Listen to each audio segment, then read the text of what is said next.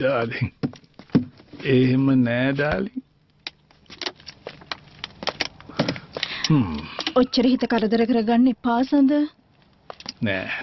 කෝකටත් මං අදට ડોක්ටර් දොරයප්පව හම්බ වෙන්න. Oh.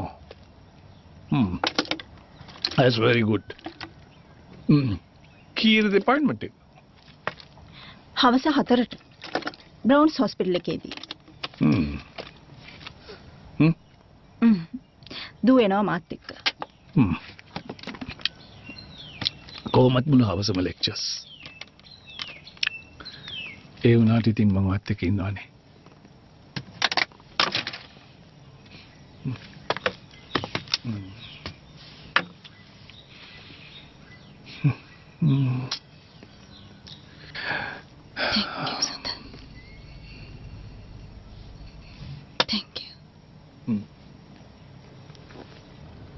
මෙතනදී බලන්න ඕනේ පිරිමියෙක් තවත් පිරිමියෙක්ව බදාගත්තොත් පිටපැත්තෙන් දැනෙන්නේ ඇති වෙන්න පුළුවන්.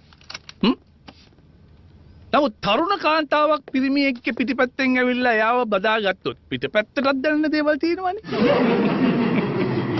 ඔන්න ඔතනදී ඕන කෙනෙකුට ඕන දෙයක් කියන්න පුළුවන්. හිතන්න පුළුවන්. ඔන්න එතකොට ෆ්‍රොයිඩ් අහනවා ඒක අන්ග්‍රේෂියස්. ඒ කියන්නේ අශීලාචාරද? පිටිපස්සෙන් කාන්තාවක් ඇවිල්ලා එකපාරටම බෙල්ල වදාගත්තාම ආයෙත් කාට කියන්නද? නැද්ද? You get my point? Sir එතකොට මේ මීටාග්‍රෑමයි නෙලොයිසම් අතරයි තියෙන වෙනස මොකද්ද? අපොයි ඔය දෙක පටල ගන්න එපා.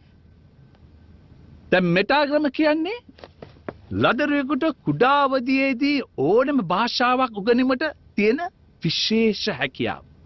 ඕනනම් කෙනෙකුට ඒක පාර ව්‍යාකරණයක් කියලා හිතාගත්තට කමක් නැහැ. නියොලොජිසම් කියන්නේ ඒක නෙමෙයි. මම ඒක ඔබට පැහැදිලිවම කිව්වා.